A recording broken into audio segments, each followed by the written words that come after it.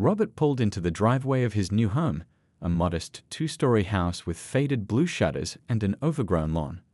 After 30 years working for the government in positions he could never fully discuss at dinner parties, retirement felt both exciting and strange. The moving truck wouldn't arrive until tomorrow, but he couldn't wait to start exploring his new space. Finally, he whispered to himself, stepping out of his car and taking a deep breath of fresh suburban air.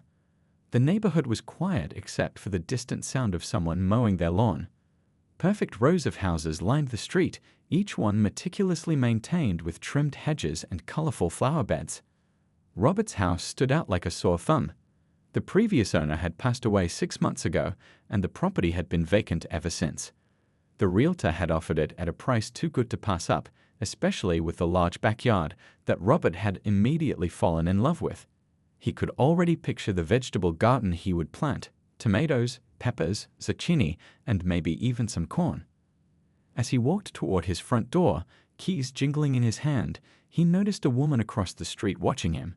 She stood with her arms crossed, her lips pressed into a thin line. Robert waved politely. The woman didn't wave back. "Don't worry about Mrs. Wilkins," a voice called out. Robert turned to see an older man approaching from the neighboring house. "I'm Frank. Welcome to Oakwood Heights." They shook hands, and Frank's warm smile made Robert feel instantly more at ease. "Thanks. I'm Robert. Just closed on the house today." "Good to meet you, Robert. Don't mind the staring. Patricia Wilkins takes her role as HOA enforcer very seriously around here." Robert raised an eyebrow. "HOA?" The realtor mentioned something about that, but said it was pretty standard stuff. Frank let out a chuckle that turned into a sigh. "Standard? I guess that's one way to put it. Let's just say Patricia runs a tight ship. Make sure you read all the bylaws before you do anything to the house or yard." Over the next few days, Robert settled into his new home. The moving truck came and went, leaving him surrounded by boxes that seemed to multiply rather than decrease as he unpacked. His most prized possessions, gardening tools collected over decades, were the first things he organized in the garage. One week after moving in, Robert woke up early, made a cup of coffee, and headed out to the backyard with a notebook. The morning sun was gentle, and birds chirped from nearby trees as he sketched out his garden plans. The yard was bigger than any he'd had before, a luxury after years of container gardening on apartment balconies. "This corner gets the best morning sun," he muttered to himself, marking the spot where he'd plant tomatoes. "And over here, maybe some raised beds for lettuce and herbs." Robert didn't notice the black SUV parked down the street, where 2 men in suits sat watching the house. After years of service, Robert had grown accustomed to his security detail keeping their distance, becoming almost invisible in his daily life. That afternoon, Robert drove to the local garden center and filled his car with supplies: seeds, organic soil, garden stakes, and a few young plants that were too tempting to resist. The cashier raised an eyebrow at the amount he was buying. "Starting fresh, huh?" she asked as she rang up his purchases. "New house, new garden," Robert replied with a smile. "Been waiting years for this." When he returned home, he spotted a piece of paper tucked under his windshield wiper. Thinking it was an advertisement, he almost crumpled it up without reading. But the official-looking HOA letterhead caught his attention. "Notice of potential violation," the heading read. Below was a message about his lawn needing immediate attention as it exceeded the maximum allowable grass height of 3 inches. The notice was signed by Patricia Wilkins, HOA compliance officer. Robert sighed and looked at his overgrown lawn. He planned to tackle it after starting his garden, but apparently that schedule wouldn't work. As if summoned by his thoughts, he spotted Patricia walking purposefully down the sidewalk toward his house, clipboard in hand, and a determined look on her face.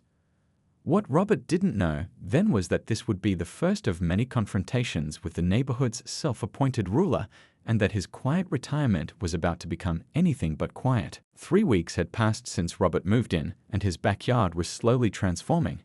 He'd mowed the lawn twice, following the HOA guidelines to the letter, after receiving 2 more notices about grass length. His vegetable garden was taking shape, neat rows of small plants reaching for the sun, each carefully labeled with wooden markers. The morning was perfect for gardening, not too hot, with a gentle breeze that rustled the leaves of the oak tree at the back of his property. Robert knelt in the soft dirt, securing a wooden stake next to a young tomato plant.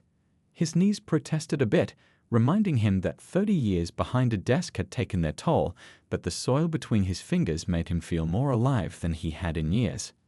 "Excuse me, what do you think you're doing?" The shrill voice cut through the peaceful morning air like a knife. Robert looked up to see a woman standing at the edge of his yard, her arms crossed tightly across her chest. She wore beige pants and a light blue blouse with a pearl necklace that gleamed in the sunlight. Her hair was styled in a perfect bob, not a strand out of place despite the breeze. "Good morning," Robert said, pushing himself up to his feet and brushing dirt from his hands. "I'm just putting in some supports for my tomato plants." The woman marched toward him, clipboard clutched in her manicured hand like a weapon. "I'm Patricia Wilkins, head of the Oakwood Heights HOA Compliance Committee. Those structures are not approved by the HOA." Robert glanced down at the simple wooden garden stakes, confused. They're just temporary supports for the plants. They'll be covered by the tomato vines soon enough." Patricia's eyes narrowed as she flipped through pages on her clipboard. According to subsection 14.3 of the HOA bylaws, all exterior structures, permanent or temporary, must be approved by the committee before installation. She waved her hand dismissively at his garden, qualify as unapproved structures. "They're garden stakes," Robert said slowly, trying to keep his voice friendly. "They're less than 3 feet tall." "Height is irrelevant. The bylaws clearly state." "I've read the bylaws," Robert interrupted gently. "I don't believe vegetable garden supports fall under the structure category." Patricia's cheeks flushed. "I've been heading this committee for 12 years, Mr. Walker." Robert Walker. "Mr. Walker, I know every line of those bylaws, and I determine what constitutes a violation." She pulled out her phone and began taking pictures of his garden stakes. "You'll receive an official notice by tomorrow. Those need to be removed within 48 hours, or you'll face a fine of $50 per day." Robert noticed a black SUV slowing down as it passed his house. Through the tinted windows, he could make out the silhouette of his security detail keeping a watchful eye on the situation. They'd become so much a part of his life over the years that he sometimes forgot they were there. "Mrs. Wilkins," Robert said, deciding to try a different approach.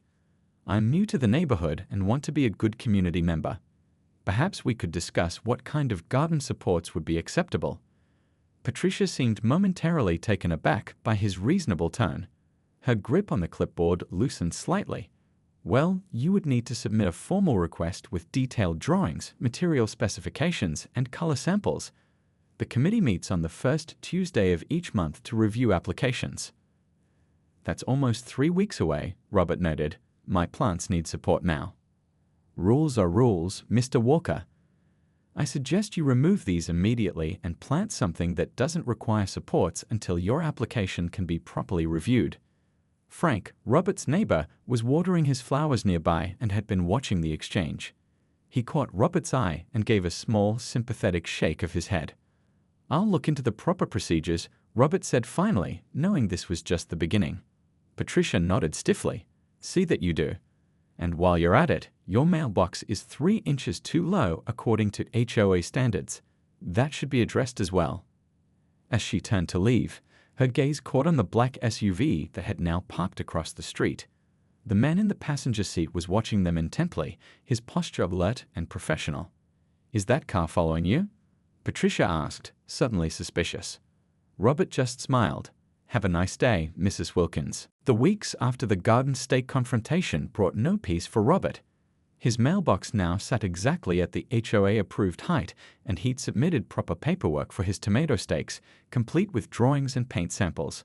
But somehow Patricia found something new to complain about every few days. On Monday morning, Robert was filling his new rain barrels when he heard the now familiar sound of Patricia clearing her throat. He turned to find her standing at the edge of his driveway, today wearing a green dress that reminded him of military uniforms. "Those aren't approved," she said, pointing at the 3 blue rain barrels he'd set up to collect water from his gutters. Robert wiped his hands on his jeans. "Good morning to you too, Mrs. Wilkins. Actually, I checked the bylaws carefully. Section 22 encourages water conservation methods, and rain barrels are specifically mentioned as acceptable. Patricia's eyes narrowed. Yes, but only in earth tones that blend with the home's exterior. These blue barrels are an eyesore. The bylaws don't specify colors for rain barrels, Robert replied calmly. I've highlighted the relevant section here. He pulled a folded paper from his pocket, where he'd taken to carrying copies of the HOA rules. That's open to interpretation, Patricia stammered, clearly caught off guard by his preparation. I'll have to bring this up at the next board meeting. 2 days later, she was back, this time objecting to his garden hose being visible from the street. The day after that, she complained about the variety of marigolds he'd planted as borders for his vegetable garden, insisting they weren't on the approved plant list. Frank stopped by one evening as Robert was adjusting the sprinkler system he'd carefully installed according to HOA specifications. She's really got it out for you, Frank said, leaning against the fence. Never seen her this fired up, and I've lived here 8 years. Robert shrugged. I'm just trying to garden in peace. That's the thing, Frank lowered his voice. She usually backs off after a while, but with you, it's like she's on a mission. Any idea why? Robert asked. Frank hesitated. Word around the neighborhood is that she's suspicious about those black cars that are sometimes parked near your house. People with tinted windows sitting there for hours makes her nervous. Robert nodded slowly. He'd hoped his security detail would be less noticeable in the suburbs, but Patricia had sharper eyes than most. The next morning brought a knock at Robert's front door. It wasn't Patricia's usual sharp rap, but something more hesitant.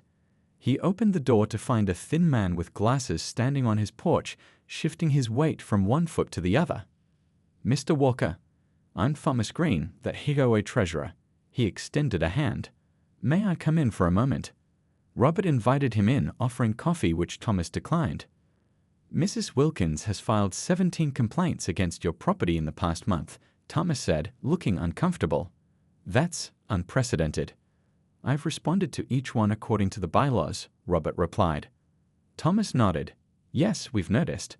Most people just comply without checking the actual rules. He lowered his voice. She's called a special meeting for tomorrow night. Says you're a security concern for the neighborhood. A security concern? Robert almost laughed. Because I grow tomatoes. Because of the cars, Thomas said. The men watching your house. Some neighbors are getting worried. He paused. Mrs. Wilkins has been showing everyone photos. Says you might be under investigation or something worse. Robert sighed. His past work had always required discretion, and even in retirement, certain security protocols remained in place. He'd hoped to avoid explaining his situation to the entire neighborhood. The meeting's at 7, Thomas said, standing to leave. Thought you might want to know. After Thomas left, Robert called his security team leader. We may have a situation brewing, he explained. Local HOA is getting nervous about your presence. Want us to be less visible, sir? The agent asked. No, Robert said after a moment's thought. I think it's time we became more visible, just for a little while. After 2 months in his new home, Robert decided it was time to properly meet his neighbors. Despite Patricia's constant complaints, he'd managed to create a beautiful garden and wanted to share it. He sent out invitations for a small Saturday afternoon garden party, making sure to file the proper HOA forms for a neighborhood gathering. The morning of the party arrived with perfect weather, sunny but not too hot. Robert spent hours setting up a few folding tables in the backyard, arranging chairs, and preparing finger foods. He'd even picked fresh vegetables from his garden to make a homemade salsa that he was particularly proud of. Need any help? Frank called over the fence around noon. Could you hang these lights? Robert asked, handing his neighbor a string of solar-powered lanterns that he'd gotten HOA approval for 2 weeks earlier. By 3 o'clock, guests began to arrive. First came the Wilsons from 2 doors down, then the elderly couple from across the street. Soon, Robert's backyard held about 15 neighbors, all curious to meet the newcomer who had somehow survived Patricia's relentless scrutiny. Your garden is amazing, said Linda, who lived at the end of the block. I've never seen tomatoes grow so well in this soil.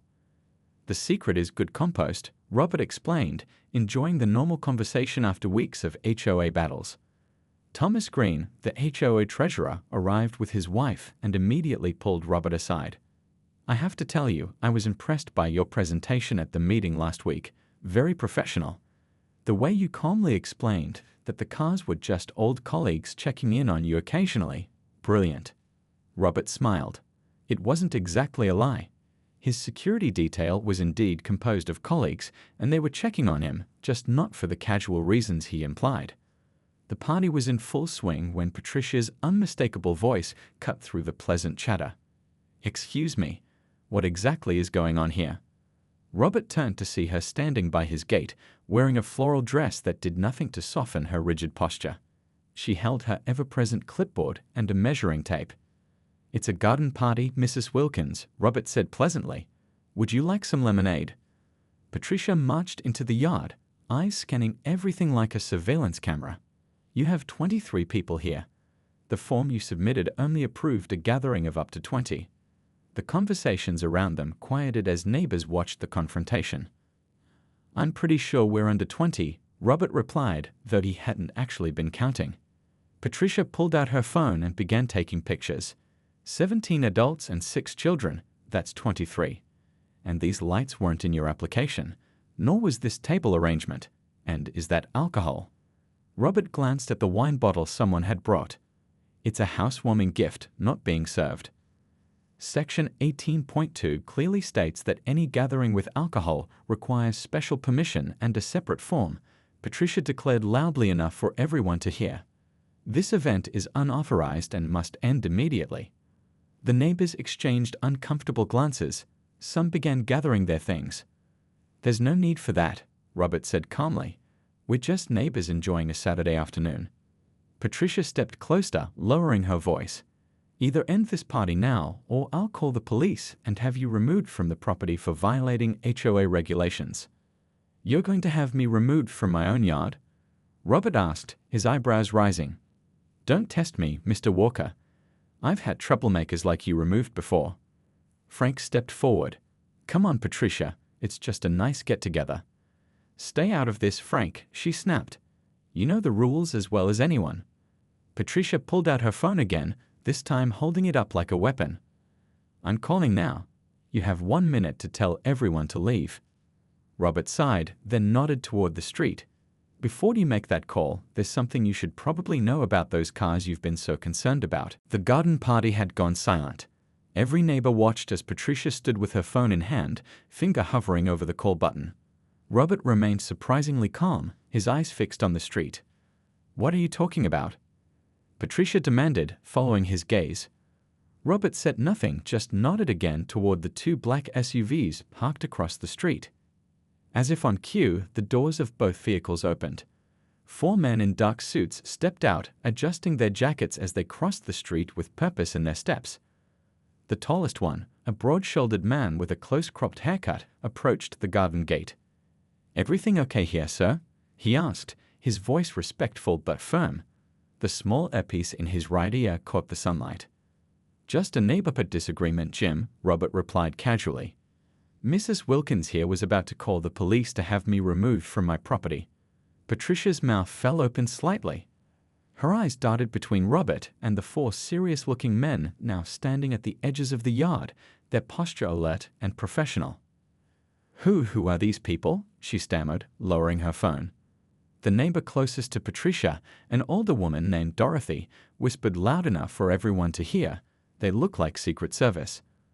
"Former Deputy Director of Operations, Central Intelligence," Robert said quietly, answering the unasked question. "I retired last year after 30 years of service.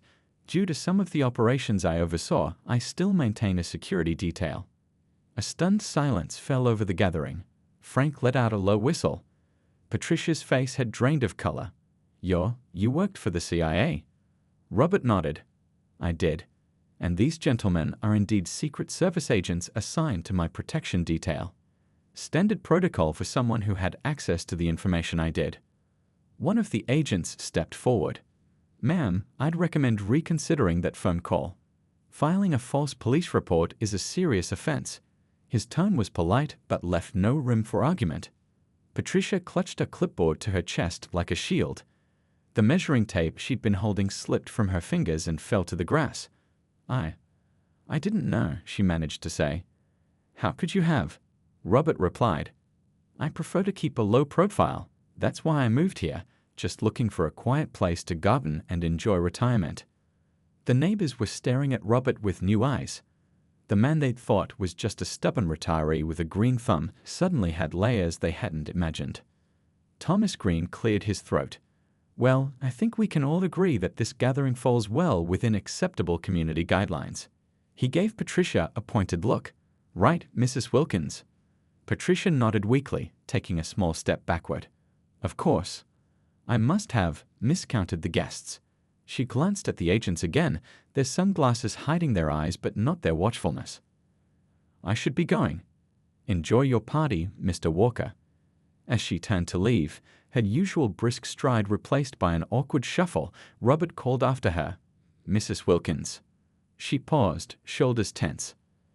"You're welcome to stay for some lemonade. My mother's recipe, sweet but not too sweet." Patricia shook her head without turning around and hurried away down the sidewalk. The tension in the air dissolved into excited murmurs as neighbors turned to each other, processing what they'd just witnessed. Frank approached Robert with wide eyes. "Deputy Director of Operations. That's a big deal," he said quietly. Robert shrugged. It was just a job. A job with Secret Service protection in retirement. Come on. The agents had returned to their vehicles, though Robert knew they would remain watchful from a distance. Dorothy appeared at Robert's side with a plate of cookies. "So all those HOA forms you've been filling out were completed exactly according to regulations," Robert finished with a smile. "Some habits from my old job die hard. Documentation was always important." The party resumed with new energy, neighbors crowding around Robert with questions about his former career, most of which he deflected with practiced ease. Through it all, he kept glancing at Patricia's house down the street, where she disappeared inside without looking back. "You know," Frank said later as he helped Robert clean up, "this changes everything around here." Robert raised an eyebrow. "How so?" Frank grinned. "Because nobody, and I mean nobody, is going to complain about your garden stakes ever again." News traveled fast in Oakwood Heights. By Monday morning, everyone knew about the garden party confrontation. Robert noticed people waving to him more enthusiastically during his morning walks. A few neighbors even stopped their cars to chat when they saw him working in his garden. "Morning, Robert," called Dorothy as she walked her small dog past his house. "Those tomatoes are coming along beautifully." Robert smiled and waved. Just last week, Dorothy had hurried past without making eye contact, afraid to be seen associating with Patricia's main target. The monthly HOA meeting was scheduled for Tuesday evening at the community center. Usually, these meetings drew about 20 people, mostly board members and a few concerned homeowners. This time, when Robert arrived 10 minutes early, the parking lot was nearly full. Inside, folding chairs were arranged in rows facing a long table where the HOA board would sit. Almost every seat was taken, with people standing along the walls. Conversations hushed as Robert entered. Several neighbors nodded respectfully as he found an empty chair near the back. Frank slid into the seat beside him. "Biggest turnout I've seen in 8 years," he whispered. "Everyone wants to see what happens." At exactly 7 o'clock, Thomas Green and the other board members filed in and took their places at the front table. Patricia's chair remained empty. Thomas cleared his throat nervously. "Good evening, everyone. Thank you for coming to the monthly Oakwood Heights Homeowners Association meeting. Before we begin, I have an announcement. Mrs. Patricia Wilkins has submitted her resignation from the board, effective immediately." A wave of whispers swept through the room. Robert kept his expression neutral, though he wasn't entirely surprised. "In light of this development," Thomas continued, "we'll need to elect a new compliance officer. But first, let's address some of the concerns that have been raised about our current enforcement practices." What followed was unlike any HOA meeting in the neighborhood's history. One by one, residents stood to share their experiences with Patricia's strict interpretation of the rules. The Thompsons had been fined for having a basketball hoop that was 2 inches taller than regulations allowed. The Garcias were cited because their holiday lights stayed up 2 days past the allowed period when their ladder had broken. An older man named Bill described being reduced to tears when Patricia threatened legal action over his late wife's rose bushes, which apparently violated the approved plant list. "I almost moved," Bill admitted. "Couldn't bear to cut down Nancy's roses, but couldn't afford the fines either." As the stories continued, Robert realized the extent of Patricia's reign over the neighborhood. What he'd experienced in just a few months, others had endured for years. Thomas looked increasingly uncomfortable. "The board will review all outstanding violations and fines," he promised when the last person had spoken. "Now we need to discuss filling the vacant position." "I nominate Robert Walker," Frank called out immediately. Several voices seconded the nomination before Robert could even process what was happening. "I appreciate the thought," Robert said, standing to address the room. "But I'm still new here, and I'm not sure I'm the right person for this role." "You stood up to Patricia," said Linda from the end of the block. "And you know the bylaws better than anyone. You actually read them." Bill nodded enthusiastically. "And you're fair. You don't power trip like she did."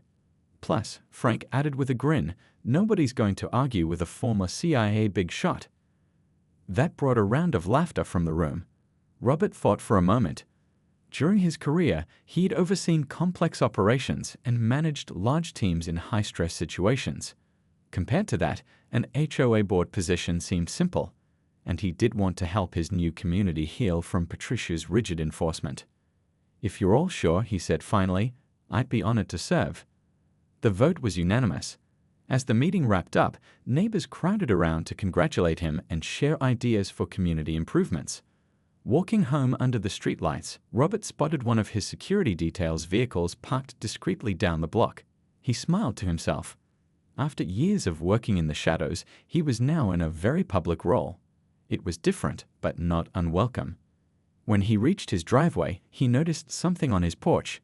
A small plant in a terracotta pot sat by his front door. Attached was a note that simply read, "For your garden, P. Gadu." 6 months had passed since the garden party showdown. Oakwood Heights had transformed in ways no one could have predicted.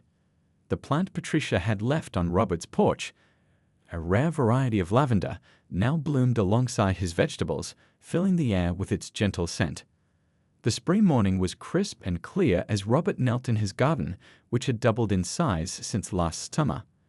The HOA had approved his proposal to expand it, part of the many changes implemented under his leadership. "Looking good, Mr. Chairman," Frank called, approaching with a cup of coffee in hand. He'd taken to stopping by most mornings before work. Robert straightened up, wincing slightly at the stiffness in his knees. "The strawberries are coming in nicely. Want to take some home for your kids?" As Frank helped gather strawberries, a small group of children appeared at the garden gate with their parents. Robert checked his watch, right on time. "Good morning," he called out. "Ready for today's gardening lesson?"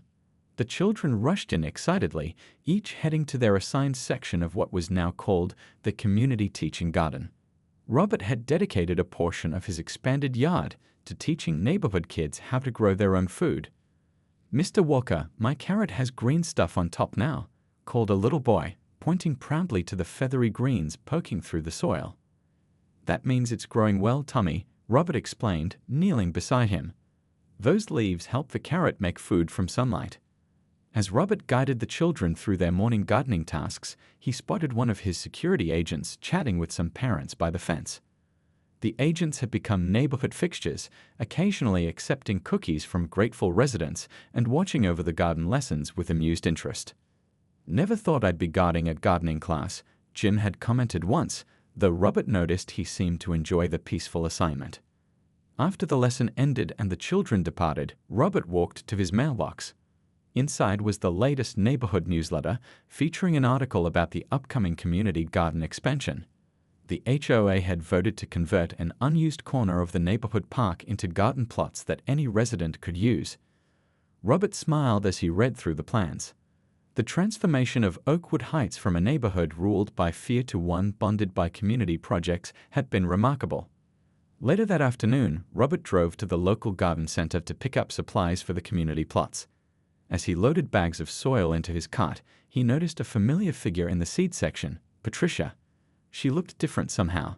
Her hair was less severely styled, and she wore casual clothes instead of her usual formal attire.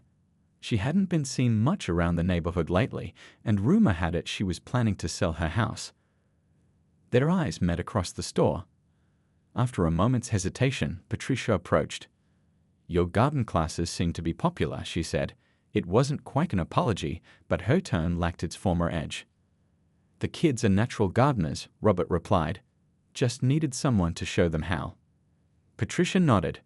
"I sold my house yesterday. Moving closer to my sister in Colorado." She paused. "The neighborhood has changed." "For the better, I hope," Robert said. "It's livelier," she admitted, louder. "But the people seem happier." She glanced at his cart. "Community garden supplies?" Robert nodded. "Want to help set it up? You always did have an eye for details." Patricia looked surprised at the offer. "I'm not exactly popular there anymore." "People can change," Robert said simply. "So can neighborhoods." After a moment, Patricia gave a small nod. "I have some time tomorrow, before the movers come." The next day, as Patricia helped mark out plots in the community garden space, several neighbors initially kept their distance. But when she suggested a more efficient layout that would allow for more families to participate, people began to listen. Dorothy approached with a pitcher of lemonade. "Nice idea about the corner plots," she said, offering Patricia a glass. As Robert watched from nearby, he reflected on his unusual retirement. He'd spent decades in the intelligence world, dealing with global threats and complex operations. Yet somehow his greatest achievement might be this: helping heal a broken neighborhood with nothing more than garden stakes, patience, and a willingness to stand his ground. That evening, as Robert watered his lavender plant, one of his agents approached. "Garden looks good, sir," he said, then added with a rare smile, "Mission accomplished." Robert nodded. "Indeed," and without a single international incident. Just a reminder that even in retirement, some battles are worth fighting, especially when they end with strawberries instead of sanctions.